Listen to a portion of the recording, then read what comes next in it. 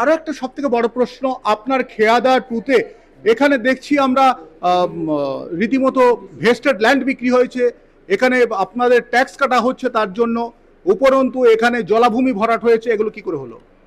Vest জমিতে tax কাটা হচ্ছে না। আপনি সেখানে তো বাড়ি হয়ে গেছে, বিক্রি হয়েছে। বিক্রি হয়েছে, বাড়ি হয়েছে, সেটা আমি করেছি কিনা একটু দেখে নিন, খোঁজ খবর নিচ্ছেন। আপনি তো প্রধান। আমি প্রধান, তা পুরো সব জমি জমা রক্ষণাবেক্ষণের দায়িত্ব আমার একার তো নয়। কলকাতার পাশেই খেয়াদা টু পঞ্চায়েত, আর সেই পঞ্চায়েত এলাকায় গেছিলাম। এই যে জায়গাগুলো দেখছেন, এগুলো প্রত্যেকটা কিন্তু ভেস্ট জমি। এগুলো বিক্রি হয়েছে, পঞ্চায়েত থেকে কাগজ হয়েছে, একসময় ট্যাক্সও কাটা হয়েছে ভেস্ট জমি বিক্রির যে বাড়িগুলো করেছে সে বাড়িগুলোর। তারপরে সেই ট্যাক্স কাটাটা বন্ধ রয়েছে, কারণ দুর্নীতি সামনে আসার ফলে এই এলাকায় যত জলাভূমি ছিল সবই ভরাট। এই এলাকায় যেগুলো মাছ চাষের জমি ছিল সেগুলোও ভরাট শুরু হয়ে গেছিল, আবার সরকার পরিবর্তন হতেই সেগুলো বন্ধ হয়েছে। রাস্তা ঘাট সমস্ত কিছু বেশিরভাগটাই এখনো পর্যন্ত তৈরি হয়নি, আর জলাভূমি বুঝিয়ে তৈরি হয়েছে কিন্তু বাড়ি। বলছি, এই যে আপনি বাড়িটা করেছেন, এই হুম। বাড়িটা জায়গা কার থেকে কিনেছেন? এখানকার যারা ভাগ চাষি আছে তাদের। কতদিন আগে বিক্রি করেছে? ওই তো 9 বছরে 9 বছর আগে। কত টাকা দিয়ে কিনেছিলেন? 80,000 টাকা কাটা। 80,000 টাকা কাঠা। জায়গাটা নেওয়ার পর রেজিস্ট্রি করেছেন? না, রেজিস্ট্রি কোনো কাগজ নেই, আমাদের নটারি দলিল আছে, এটা পঞ্চায়েত থেকে লিখিত হ্যাঁ। স্ট্যাম্প পেপার, ওইটাই দিয়ে। কেন রেজিস্ট্রি হলো না কেন? সেটা আমরা বলতে পারছি না কেন দিল না, ওটা আমাদের এখানকার যারা বিক্রি করছে তারাই দিয়েছে। খেয়াদা পঞ্চায়েতে এসছে, দীর্ঘক্ষণ হয়ে গেল।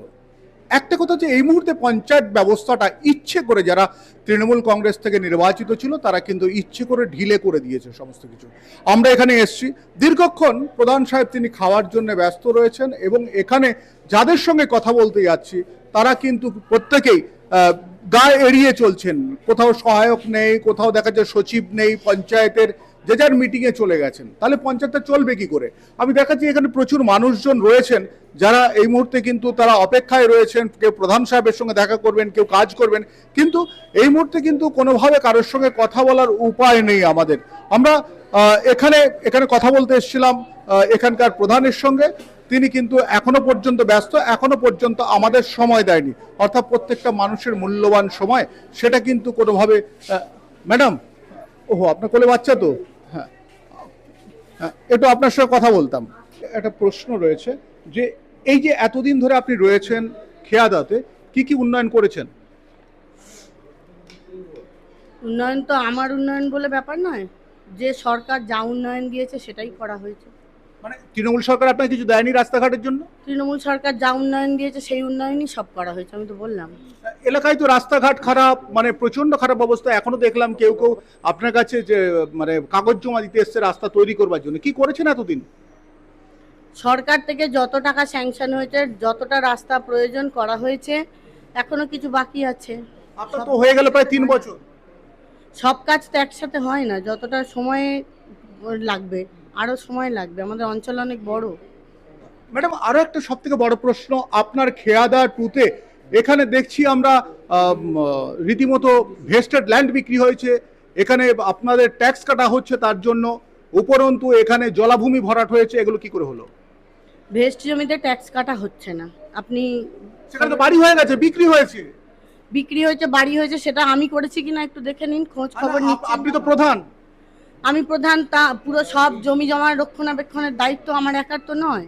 মানে আপনার তো এইটা দেখার দায়িত্ব। আপনি কোনোদিন কমপ্লেন করেছেন?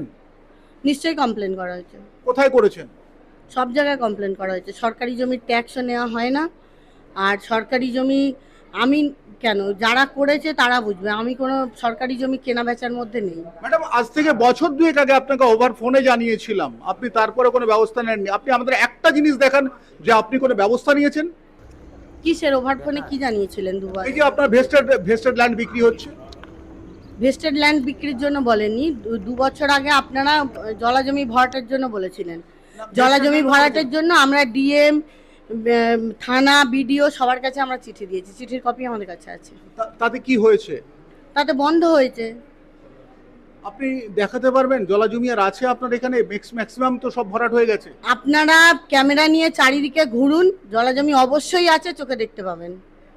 ম্যাডাম, তৃণমূল কংগ্রেসের যারা রয়েছে তাদের এগেনস্টে সবসময় দুর্নীতির কথা বলা হয়, আপনার এগেনস্টে কি বলবো যে আপনি খুব ভালো কাজ করছেন?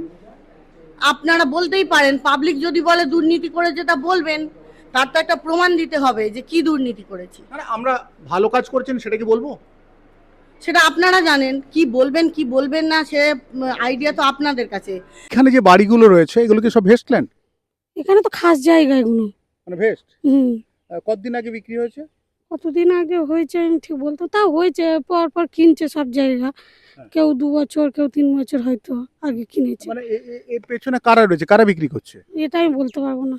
যে ব্যক্তি যে কথা বলেন সেই কথার দায়িত্ব বা দায় তার। এবার আপনারা যদি বলেন এখন তৃণমূলের চোর, তাহলে কিছু বলার নেই।